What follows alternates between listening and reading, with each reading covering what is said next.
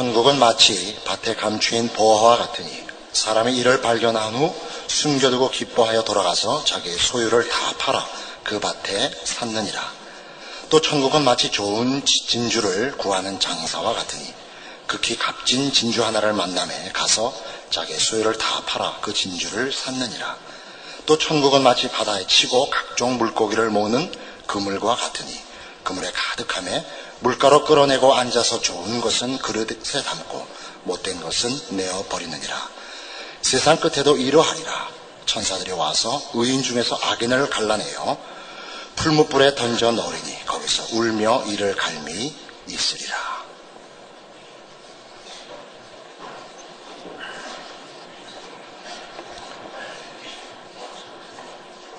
서두에 들어서 말씀드린 바와 같이 여기 마태복음 13장에 나오는 천국 비유는 천국에 대한 설명이 아니고 지금 예수 그리스도의 메시아됨과 예수님께서 소개하고 도래케 하는 천국에 대하여 오해하고 반대하는 자들을 위하여 또는 저들의 반대와 무지의 이유에 대하여 설명하기 위하여 천국 비유를 베풀고 있는 것입니다.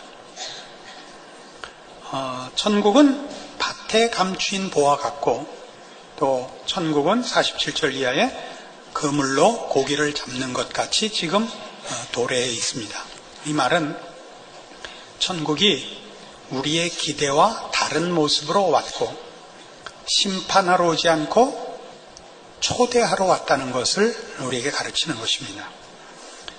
천국이 영광의 모습으로 오기를 기대했고 심판과 보상을 가지고 오기를 기대했던 유대인들 앞에 저들이 왜 예수 그리스도와 도래한 천국에 대하여 반대하며 무지하냐 하는 것을 설명하기 위하여 천국이 지금 어떤 모습으로 왔는가, 무엇을 하러 왔는가를 설명하는 셈입니다. 같은 마태복음 9장 12절과 13절 말씀, 아니 11절부터 보시죠. 마태복음 9장 11절 이하, 우리 이미 설교를 하고 지나간 대목입니다만, 바리새인들이 보고 그 제자들에게 이르되 어찌하여 너희 선생은 세리와 죄인들과 함께 잡수시느냐. 예수께서 들으시고 이르시되 건강한 자에게는 의원이 쓸데없고 병든 자에게라야 쓸데있느니라. 너희는 가서 내가 긍휼을 원하고 제사를 원치 아니하노라 하신 뜻이 무엇인지 배우라. 내가 의인을 부르러 온 것이 아니요 죄인을 부르러 왔노라. 여기 유대인들은 스스로를 의인이라고 생각했고 예수님은 다 유대인을 포함하여 인류가 다 죄인이라고 생각하고 있다는 심각한 견해 차이를 보이고 있습니다. 의인이라고 생각하느냐 죄인이라고 생각하느냐의 차이는, 의인이라고 생각하면 심판이 필요하고 심판을 기대하고, 죄인이라고 생각하면 심판이 지금 떨어지면 안 되죠. 회개하고 회복할 기회를 먼저 얻어야죠. 유대인들은 스스로를 의인이라고 생각을 해서 오실 메시아는 자기네들에게 보상해줄 메시아, 저들의 억울함을 풀어주고 저들에게만 베풀어질 보상을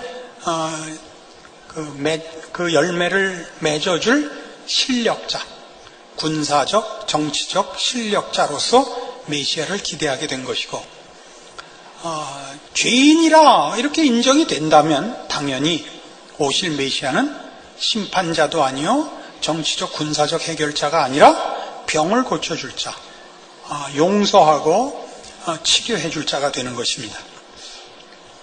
우리가 아는 대로 우리는 모두 죄 아래 있고 메시아는 오셔서 먼저 우리를 죄와 사망에서 구원하시고 우리를 고치사 하나님의 자녀로 새롭게 출생시켜야 되셨습니다. 그래서 예수님은 십자가를 지러 오셨고, 이 부분에 대하여 유대인들은 메시아에 대한 기대나 스스로에 대한 이해에 있어서 심각한 오류에 빠져 있었던 것입니다. 저들이 기대하는 메시아의 모습으로 예수님이 오시지 않자 예수님을 반대했고, 예수님이 소개하는 천국에 대해서도 저들은 등을 돌리게 된 것입니다. 그러나 우리가 오늘 보는 바와 같이 천국은 지금 심판과 영광의 모습으로 올 수가 없습니다.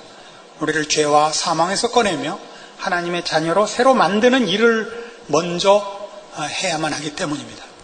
그래서 이 보화는, 이 복된 천국의 도래는 정치적 군사적 모습으로 오지 않았고 이런 용서와 치료와 구원으로 온 것입니다. 밭에 감추인 보화와 같다 라고 설명하는 뜻입니다. 밭에 감추인 보화라는 것은 보물이란 원래 그 보물을 두는 용기나 보호하는 장치,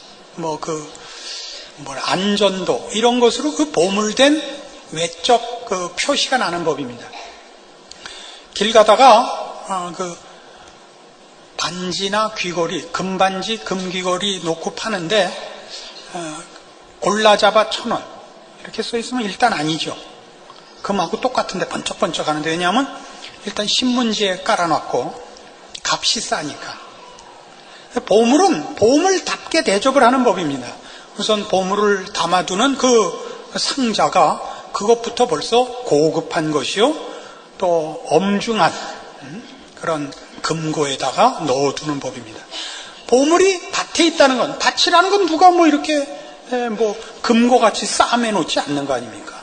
누구나 지나다니며 드나들 수 있게 노출되어 있지 않습니까? 그러니까 밭에 보물이 있다 하는 것은 우리가 아는, 우리가 기대하는 식으로 보물이 포장되어 오질 않았다, 이런 것입니다. 왜 그럴 수밖에 없었느냐? 유대인들이 기대한 보물은, 우리가 기대하는 보물은 금반지요, 다이아요, 진주 목걸이였는데 하나님이 우리에게 주신 보물은 그게 아니고 생수요, 그렇죠? 좋은 맑은 공기요, 이렇게 준 셈이란 말이죠. 사실은 다이아몬드나 진주 목걸이는 급할 때 먹을 수도 없고 마실 수도 없는 거 아닙니까? 생명이 왔다 갔다 하는 데는 쓸모가 없지 않습니까? 생명이 확보된 다음에 잘난 척하는 데는 써도 생명 자체엔 힘을 못 쓰는 거 아닙니까? 지금 그런 얘기입니다. 우리 생명이 위기에 처해 있는데 지금 다이아 달라, 나는 금이 좋더라, 이렇게 된 겁니다. 그런 얘기를 하는 중인 겁니다. 그래서 이 유대인들의 오해, 천국이 또는 그 천국을 도래케 하는 메시아가 이런 정치적 군사적 해결사로 힘을 가지고 올 거라는 기대가 틀려 있었던 것은 오늘날에도 동일하게 우리 모든 현대 기독교인들에게 하나의 경종이 되고 동일한 실수에 우리가 빠질 수 있다는 것을 경계하는 말씀입니다. 이 밭에 감추인 보화를 발견한 사람이 어떻게 했냐면 기뻐서 돌아가 자기의 소유를 다 팔아 그 밭을 삽니다. 또 좋은 진주를 구하는 장사가 극히 값진 진주 하나를 만나자 자기 소유를 다 팔아 그 진주를 삽니다.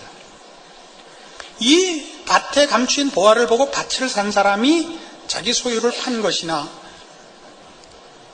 값진 진주를 보고 자기 소유를 다 판 자들은 그 진주를 얻거나 그 밭을 사는 것이, 보화를 얻는 것이 자기 소유를 파는 것이 희생이 아닙니다.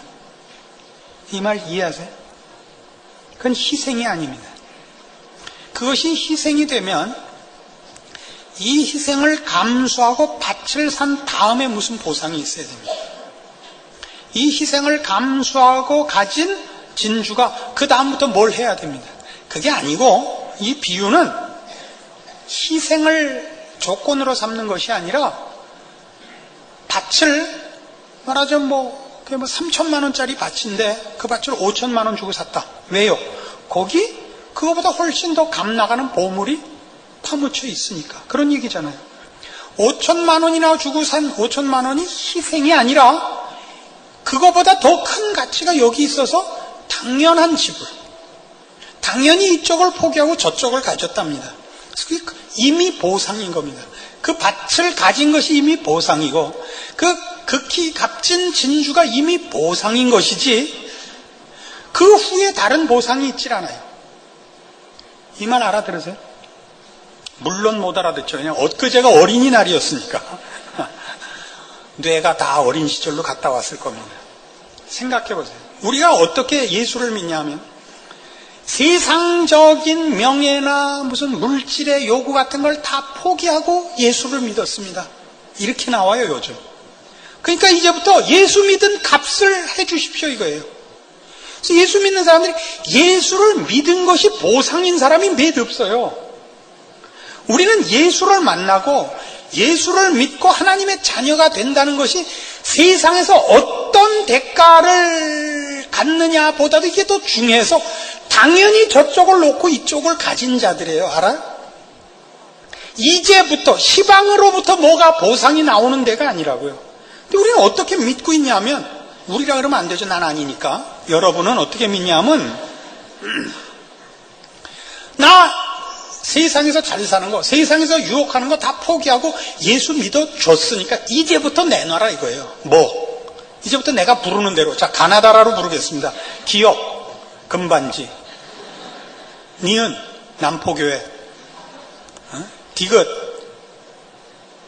돌아다니는 모든 땅, 이렇게 나오는 거예요. 그래서 예수 믿은 게 기쁨이 아니에요. 이 사람은 지금 밭에 감추인 보화를 보고 그 밭을 산 거예요. 그 밭이 이미 보상이고 기쁨의 내용이라니까요. 극히 값진 진주를 만나자 다른 거 다 합쳐도 이게 더 값진 거예요. 그래서 다 팔고 나서 이거 산 거예요. 그래서 기쁜 거예요, 이미. 네? 예수 믿는 게 이미 기쁨이에요. 예수 믿는 게 이미 보상이에요. 거기다가 뭘 하는 거는 거기에 그저 액세서리예요. 그 다음은 다. 우린 그렇게 안 해요. 보실래요? 사도행전 2장.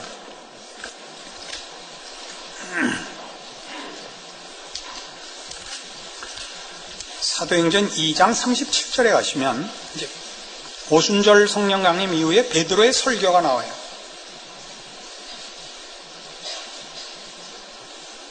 베드로의 설교에 그날 예수 믿은 자 3,000명이나 됐대요. 근데 이 설교를 들은 자들의 반응이에요. 37절 이하가 저희가 이 말을 듣고 마음에 찔려 베드로와 다른 사도들에게 물어가로되 형제들아 우리가 어찌할꼬 하거늘 베드로가 가로되 너희가 회개하여 각각 예수 그리스도의 이름으로 세례를 받고 죄사함을 얻으라. 그리하면 성령을 선물로 받으리니 이 약속은 너희와 너희 자녀와 모든 먼데 사람 곧 주 우리 하나님이 얼마든지 부르시는 자들에게 하신 것이라 하고 또 여러 말로 확증하며 권하여 가로되 너희가 이 패역한 세대에서 구원을 받으라 하니 그 말을 받는 사람들은 세례를 받으면 이날에 제자의 수가 3,000이나 더하더라. 저희가 사도의 가르침을 받아 서로 교제하며 떡을 떼며 기도하기를 전혀 힘쓰니라. 사람마다 두려워하는데 사도들로 인하여 기사와 표적이 많이 나타나니 믿는 사람이 다 함께 있어 모든 물건을 서로 통용하고 또 재산과 소유를 팔아 각 사람의 필요를 따라 나눠주고 날마다 마음을 같이하여 성전에 모이기를 힘쓰고 집에서 떡을 떼며 기쁨과 순전한 마음으로 음식을 먹고 하나님을 찬미하며 또 온 백성에게 칭송을 받으니 주께서 구원받는 사람을 날마다 더하게 하시니라. 이 기록을 보시면 이 초대교회 교인들이 예수를 믿은 것으로 이미 만족해하며 기뻐하며 더 이상의 욕심을 부리지 않는 상태에 있는 것을 금방 우리가 눈치챌 수 있습니다. 하나님의 백성이 된 것이 모든 것입니다.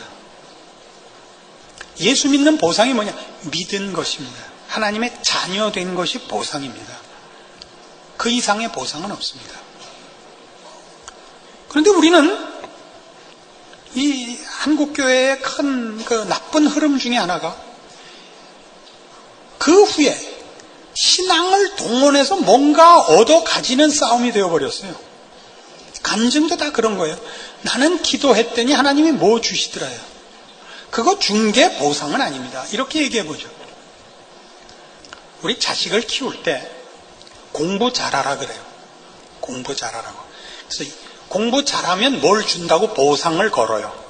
이번 시험에 10등 안에 들면 자전거 사달라. 이번에 5등 안에 들면 하모니카 사달라. 이렇게 걸어요. 그럼 부모가 물론 사줘요. 왜 그러죠? 그 나이의 어린이들은 공부 잘하는 것이 자신에게 복이라는 걸 모르거든요. 공부라는 건 참 이상해서 그게 왜 필요한지를 아는 때가 되면 이미 늦는다고요. 모르고 해야 돼요. 그러니까 공부는 잘하게 해야겠고, 그래서 실상 진정한 보상이 아닌 것으로 보상인 것 같이 걸어요. 아이들도 그걸 요구하고 부모도 그거를 주막을 해요. 그래서 공부 열심히 해서 뭐가 돼? 하모니카 생기고 자전거 생겨요. 나이 들어보니까 그게 보상이 아니죠. 공부 잘한 건 얼마나 큰 보상인지 아세요? 저희 때는 어느 학교가 그렇게 유명했냐면 2대 가정과가 그렇게 유명했어요. 나 2대 가정과 나오고 밥 제대로 하는 사람 아직 만나본 적이 없는데, 그게 무슨 밥 잘하는 과가 아니고 그냥 그때는 그게 그냥 공부 잘해야 들어가는 과인 거예요. 그래서 선 보면 다른 거 볼 거 없어요. 2대 가정과. 그러면 그냥 눈 감고 하는 거예요. 결혼해보니까 이제 속은 거죠. 그게 얼마나 위력이 있냐면 구역장을 할 때도 그게 돌아다녀요. 2대 가정과. 2대 가정과 나오면 무슨 구역장 잘한다는 보장이 없어요. 그러나 2대 가정과, 2대 불문과, 2대 나와갖고 쓸만한 사람을 제가 거의 본 적이 없는데, 대표적인 예로 우리 당회 장로님 중에 서울대학에서 교수하시는 분이 몇 분 있어요. 참 한심해요. 이거 누구라고 이름을 밝힐 수는 없는데, 여러분 주보 보시면 다 주보에 교회 요람 보면 다 알아요. 다 좋은 고등학교 나오고 좋은 대학 나오고 교수 된 거예요.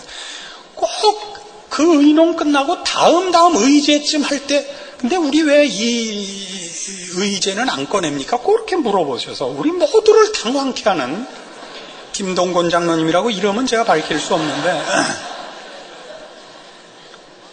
암만 놀려도 또 열도 안 받아요. 성품은 좋아요. 근데 왜 인류고등학교 나오고 좋은 학교 나왔는지 알아요? 부모님이 그거 공부 잘하면 뭐 주셨죠. 틀림없이. 그러지 않고서야 그 실력으로 공부 잘했을 리가 없어요. 그게 보상이에요. 그게 보상이에요. 어디를 가나 서울대학교 교수예요. 그러면 그가 젓가락질을 못해도, 말할 때 눈을 이상하게 깔아도 다 그거는 뭔가 의미 있어 보이는 거예요. 왜 근데 그게 없어졌어요? 왜 여러분 끊임없이 나 공부 잘했으니까 뭐 사줘요? 나 공부 잘했으니까 뭐 사줘요? 우리 아들놈은 요새 간땡이가 보가지고 나 이번에 올해이 받으면 아빠 차 사줘, 이렇게. 어디서 이 물이 들었나 모르겠어요. 우리 사는 동네가 나쁜 것 같아요. 이 동네 나쁜 동네예요. 여기 너무 잘 살아요. 평균적으로. 우린 꼽살이 껴서 사는 건데, 이게 아주 요새 돌아가지고 감히 그런 대역 무도한 말을 해. 근데 너 돌았구나? 차를 사줄 때 놈도 갑자기 제정신으로 돌아왔어요. 아니 아빠, 그러면 아버지 차나 가끔 사용하게 해서 손모가지를 잘라버릴 거야? 차? 한번 해봐. 양손목을 식칼로 자를 테니까 한 번만 더 해봐. 우리 집에 식칼이 갑자기 없어졌어. 그 다음날부터. 빌립보서 3장에 가봐요.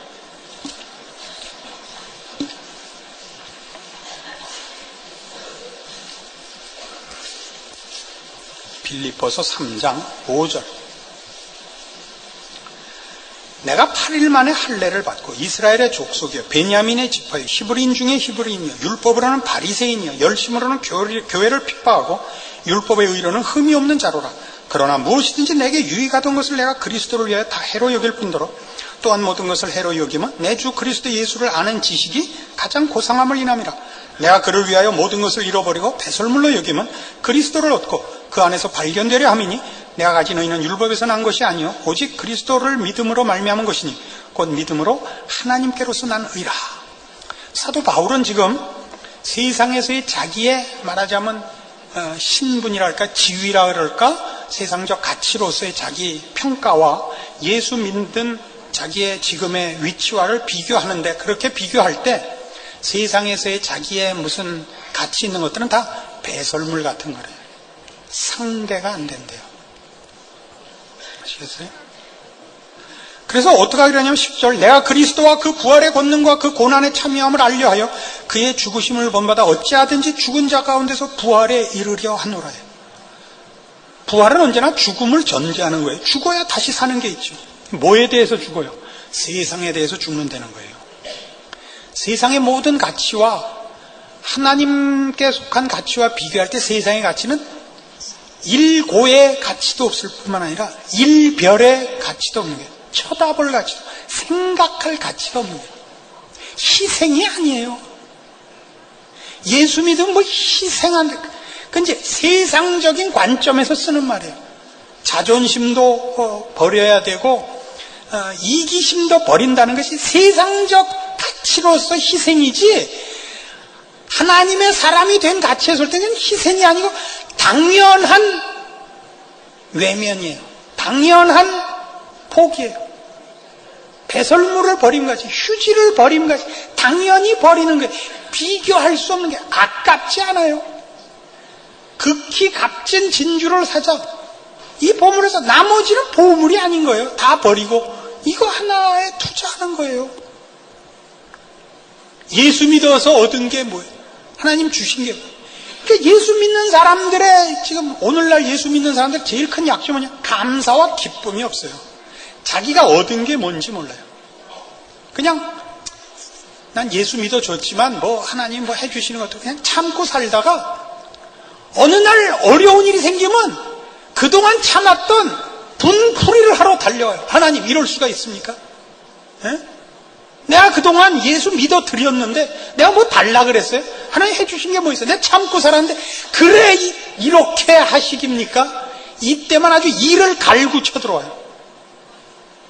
예수 믿은 것, 하나님을 아버지라 부르는 것, 이건 하나도 감사거리가 아닌 거예요. 이미. 그렇죠? 이런 얘기를 하면 갑자기 무슨 얘기야? 갑작스럽게 오리발을 내밀어. 헌금함을 열어보면 오리발이 이렇게 가득 차 있다 그래요. 응? 오리발을 낸다고? 아닌 척하고 두리번거리는 당신을 위해서 하는 말이에요. 골로새서 1장 가봐요. 빌립보서 다음이 골로새서예요. 모든 성경을 창세기부터 찾지 마시고 골로새서 1장 24절. 골로새서 1장 24절. 내가 이제 너희를 위하여 받는 괴로움을 기뻐하고 그리스도의 남은 고난을 그의 몸된 교회를 위하여 내 육체에 채우노라. 내가 교회 일꾼 된 것은 하나님이 너희를 위하여 내게 주신 경륜을 따라 하나님의 말씀을 이루려 함이니라. 이 비밀은 만세와 만대로부터 오므로 감추었던 것인데 이제는 그의 성도들에게 나타났고 하나님이 그들로 하여금 이 비밀의 영광이 이방인 가운데 어떻게 풍성한 것을 알게 하려 하심이라. 이 비밀은 너희 안에 계신 그리스도시니 곧 영광의 소망이니라. 우리가 그를 전파하여 각 사람을 권하고 모든 지혜로 각 사람을 가르치면 각 사람을 그리스도 안에서 완전한 자로 세우려 함이니 이를 위해 나도 내 속에서 능력으로 역사하시는 이의 역사를 따라 힘을 다하여 수고하노라. 사도 바울은 교회를 위하여, 하나님의 자녀들을 위하여, 그가 일하는 모든 수고에 대하여 그는 억울해하지 않는데 그건 그의 특권이요 기쁨이라는 거예요. 오늘날은 그 물질 만능 시대가 돼서 가장 크게 우려되는 것이 그 직분에 대한 자부심과 그 직분의 가치로 보상을 삼아야 하는 일들이 자꾸 없어진다는 사실입니다. 그 대표적인 것이 이 선생하는 겁니다. 교사로 일하는 것. 누구를 가르치는 직분을 갖는다는 것은 그것이 얼마나 돈으로 환산되어 보상되는가와 상관없이 그 일을 하는 본인이 자기 직분에 대하여 자부심을 가지며 스스로 그 가치에 대한 이해로 본인이 그 보상을 마음에 직분에 대한 의미를 이해하는 것으로서 간직해야 됩니다. 그 돈으로서 그 가치를 환산할 수 없는 것입니다.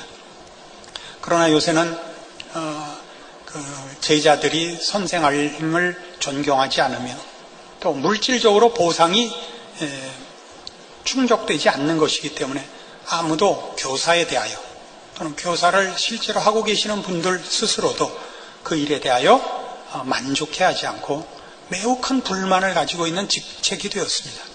그러나 잘 생각해 보십시오. 남들이 어떻게 생각하느냐, 보상이 얼마나 금전적으로 환산되느냐와 상관없이 교사를 한다는 것은 그것 자체로 참으로 보람있고 참으로 놀라운 감사해야 할 영광된 직분입니다. 의사를 한다는 것도 그렇죠. 그 의사를 해서 얼마나 돈을 버느냐와 상관없이 의사를 해서 남을 고쳐준다는 건 참으로 복된 직분입니다. 목사를 한다는 것도 그렇습니다. 요즘은 목사도 얼마나 유명하고 능력 있느냐가 됐습니다만 목사란 그렇게 부름을 받는 것이 아닙니다. 얼마나 도움이 되고 얼마나 영적인 유익을 끼치느냐 하는데 그 가치가 있을 것입니다. 저는 저희가 목사를 할 때는 배고픔을 각오해야 됐었습니다. 저희보다 선배 어른들은 이 길을 갈 때는 죽음을 각오해야 됐었죠. 저희 때는 다행히 핍박기를 지난 다음이었기 때문에 평화기였습니다만은 그때는 다 배고팠던 시절이고 목사가 된다는 것은 경제적인 것은 아주 각오를 해야 됐었습니다. 그래서 저희 마누라 있을 때는 하지 마십시오. 연애를 열심히 하던 첫 번째 애인이 제가 목사를 한다 그러자 미국으로 도망을 갔습니다. 워싱턴 가서 잘 살고 있습니다. 그것도 확인하러 갔었습니다. 나 떠나서 얼마나 잘 사나 보자 알고 봤더니 잘 살고 있었습니다. 약간 섭섭하긴 했는데 그때는 라면 2개로 하루를 버텨야 될지 모른다 이런 각오 안 하고는 목사를 할 수 없었습니다.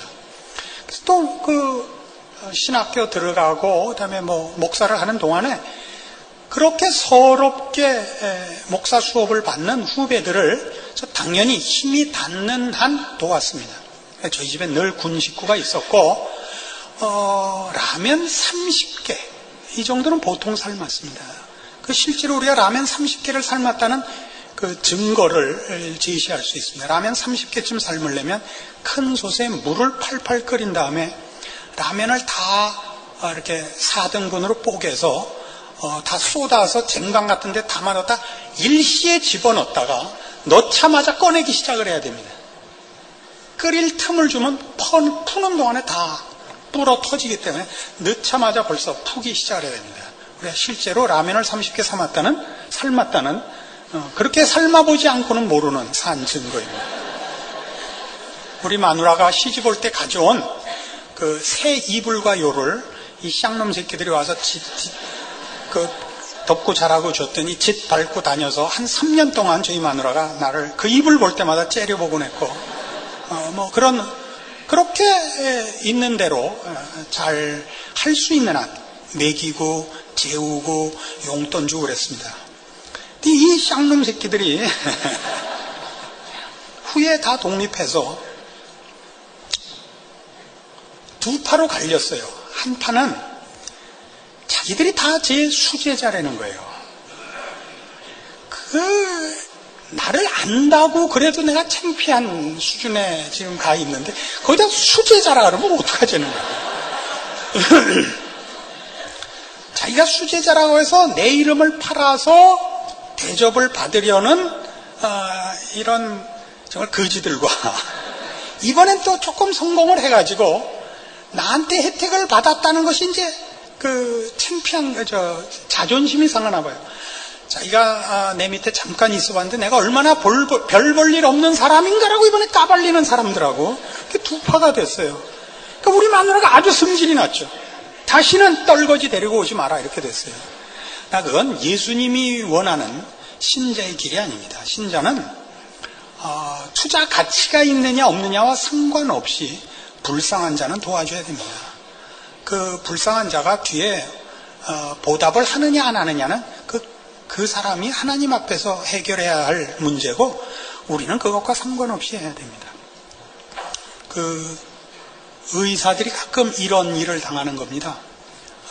죽어가는 사람을 고쳐줬더니 나가서 딴소리 안 돼요. 왜냐하면 죽음에 임박해서 살려달라고 온갖 처절한 몸부림을 다한 게 나중에 살고 난 다음에 창피하기 때문에 고맙다 그러지 않고 오히려 딴소리를 해서 자기네들이 그때 와서 얼마나 처절하게 굴었느냐 하는 것을 슬쩍 모면하려는 그런 반응을 보인다고 합니다. 이 일을 그렇게 하는 것 자체가 보상이라고 알지 못하면 못하는 겁니다.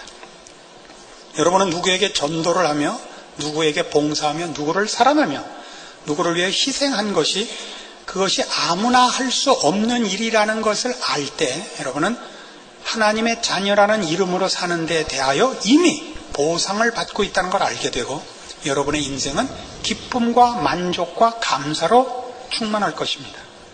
그러나 여러분이 그것을 희생이라고 알고 그렇게 하면 다른 세상적이고 물질적인 복을 얻을 것이라고 조건으로 삼으면 여러분의 신자의 인생에는 기적도 보상도 감사도 없을 것입니다.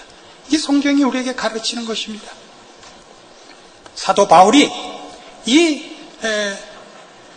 여기 있는 그리스도의 남은 고난을 그의 몸된 교회를 위해 내 육체에 채우노라 라고 선언하는 이 일을 그가 극히 값진 진주를 만난 것으로 깨우치고 있는 것입니다.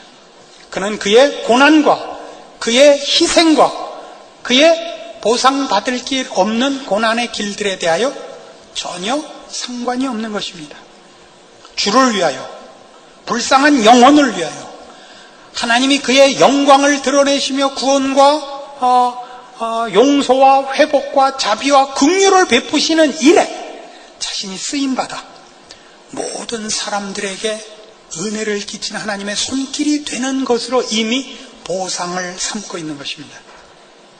이것으로 사도 바울에게는 비극이 없습니다. 억울함이 없습니다. 우리도 마찬가지입니다. 우리의 인생은 사도 바울보다 못한 인생이 아닙니다. 여러분이 사도 바울같이 드러나고 칭송을 받지 않는다는 것 때문에 여러분의 인생을 값싸게 여기고 계실 겁니다. 실은 여러분을 통하여 하나님은 얼마든지 일하십니다. 여러분이 감사해야 할 것과 여러분이 간증거리로 삼을 기적들이 여러분 자신과 여러분의 생애에 있습니다. 여러분이 누리지 못하고 있을 뿐입니다. 여러분은 과연 값진 진주를 알아보고 있는 겁니까? 과연 밭에 감추인 보화를 산 것입니까? 샀습니다. 가지고 있습니다. 그게 뭔지 잊고 계실 가능성이 많습니다. 신자된 여러분의 지위와 자랑과 책임을 회복하시고 하나님의 사람으로 감사와 기적의 인생을 사십시오. 기도하십시다. 하나님 아버지 은혜를 감사합니다. 하나님께서 우리의 아버지 되시며 예수 그리스도 안에서 우리가 새 생명과 하나님의 자녀라는 이름을 얻었습니다. 이 인생의 승리와 자랑과 영광을 깨우치셨습니다. 실패하는 자 없게 하옵소서. 저 유대인들의 실패에 마음을 갖지 말게 하시옵소서. 하나님을 모시고 오늘 하루를 아니 매일을 살 수 있는 그 기적의 손길이 되며 그 베푸시는 구원과 자비와 복주심의 전령이 되어 있다는 것 깨닫게 하사 우리의 인생으로 이제는 승리와 기쁨과 자랑과 감사의 나날들이 되게 하여 주시옵소서. 지금은 우리 주 예수 그리스도의 은혜와 하나님 아버지의 극진하신 사랑과 성령님의 교통하심이 하나님의 자녀로 일컬음 받으며 하나님이 동행하시고 쓰시는 인생을 사는 것을 깨닫고 승리와 충성과 자랑을 약속하고 돌아가는 심령들 위해 영원토록 함께 있을지어다. 아멘.